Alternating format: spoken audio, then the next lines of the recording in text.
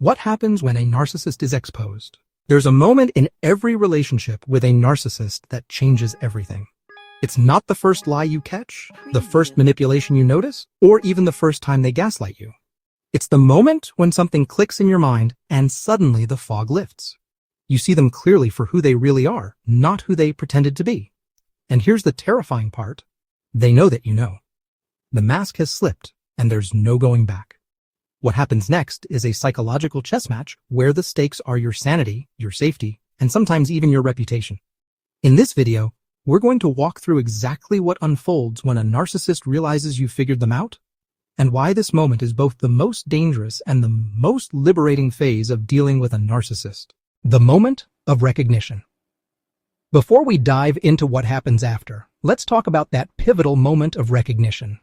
For months, maybe even years, you've been confused. Their behavior doesn't match their words. They say they love you while treating you with contempt.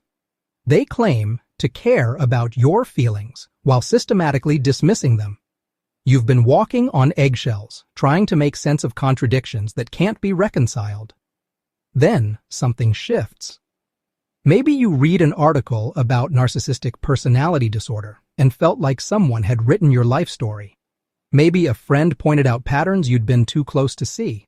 Or perhaps you simply reached a breaking point where the confusion gave way to clarity.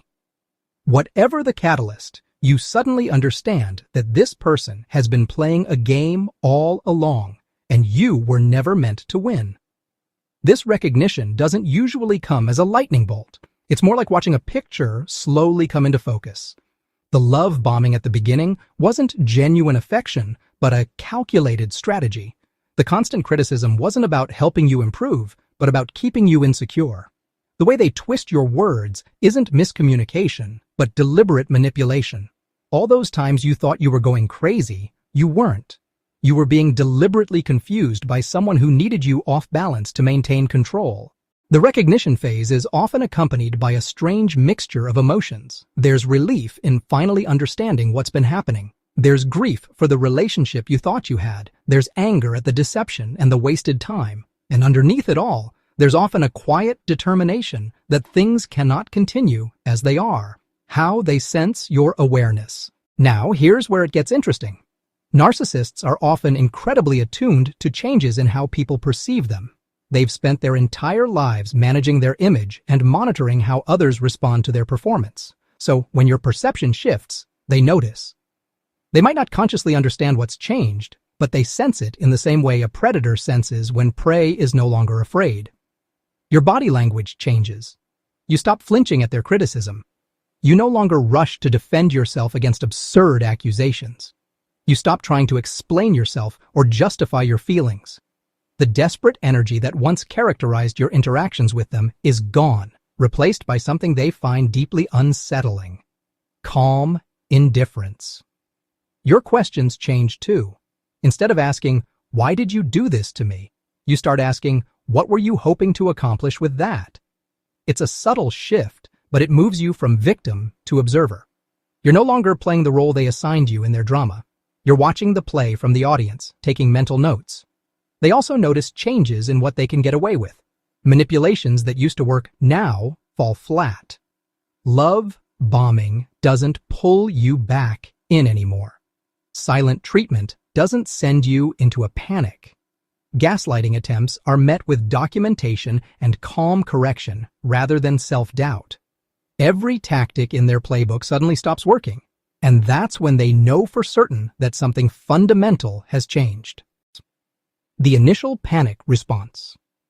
When a narcissist realizes you've figured them out, their first response is often panic. Their carefully constructed image is their entire identity. The false self they present to the world isn't just a mask they wear occasionally. It's the only version of themselves they can tolerate. Your seeing through it represents an existential threat. This panic might not look like panic on the surface. Narcissists rarely show vulnerability in conventional ways. Instead, you might see an escalation in controlling behaviors. They might suddenly become more attentive, showering you with the affection that's been absent for months. This isn't genuine remorse or change. It's a desperate attempt to pull you back into the fog before you can act on your clarity. Alternatively, the panic might manifest as rage, not the calculated anger they've used before to keep you in line, but something more primal and uncontrolled. They might make threats they've never made before. They might say things designed to hurt you in ways they previously avoided because those tactics were held in reserve. This rage is actually a sign of how much power they've lost, though in the moment, it can feel terrifying. During this phase, they're essentially throwing everything at the wall to see what sticks. They cycle rapidly through different tactics, love bombing one moment, rage the next, playing the victim, making promises, issuing threats, crying, yelling. It's chaotic and confusing, which is partly the point. Chaos has always been their friend because it keeps you reactive rather than reflective. The smear campaign begins.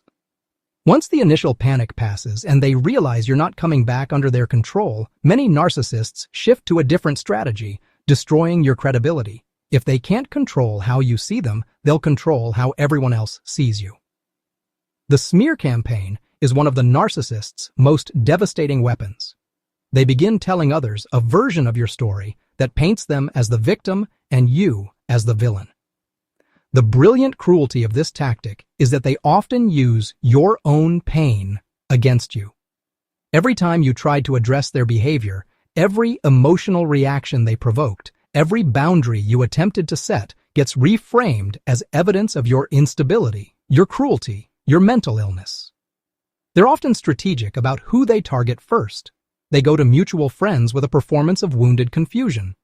They might say things like, "I don't know what happened, they just changed," or "I've tried everything," but they're determined to paint me as the bad guy.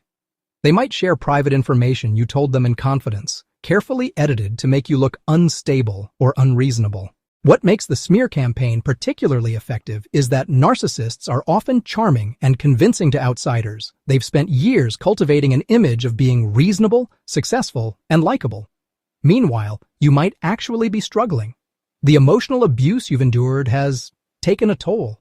You might be anxious, depressed, or angry. The narcissist points to your visible struggles as proof that you're the problem, while their polished exterior makes them seem like the rational party. The hoovering attempts.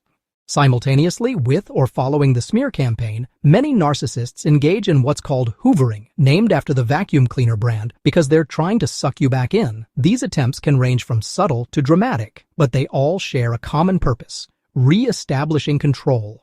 Hoovering might look like sudden messages expressing love and regret, long letters or texts where they finally acknowledge the things you've been begging them to see, promises of therapy, of change, of being the partner or friend or family member you always needed. These messages are designed to appeal to the hope you've been carrying that maybe, just maybe, they could change. Other times, hoovering takes a darker form. They might manufacture a crisis that requires your involvement: a sudden illness, a financial disaster, a threat to their safety. They know you're a caring person, they've exploited that quality before, and they're betting it will override your resolve to stay away. Some narcissists hoover through others, using mutual friends or family members as messengers. These intermediaries often have no idea they're being manipulated. They genuinely believe they're helping repair an important relationship. The narcissist might share carefully curated information about how much they're suffering, how much they miss you, how they're working on themselves. The intermediary, wanting to believe the best of everyone, carries this message to you, along with their own encouragement to give the person another chance. Your life under surveillance. One of the most unsettling aspects of this phase is the realization that the narcissist is often monitoring your life far more closely than you realized. If you have any shared social media connections, they're watching. If you have mutual friends, they're asking questions. They want to know what you're doing, who you're seeing, and whether you're moving on. This surveillance serves multiple purposes. It helps them gauge whether their smear campaign is working. It gives them ammunition for further manipulation. It helps them time their hoovering attempts for moments when you might be vulnerable. And on a deeper level, it satisfies their need to remain relevant in your life, even if they can't control you directly anymore. Some narcissists take this surveillance to extreme levels. They might create fake social media profiles to follow you. They might drive by your home or workplace. They might pump mutual friends for information under the guise of concern.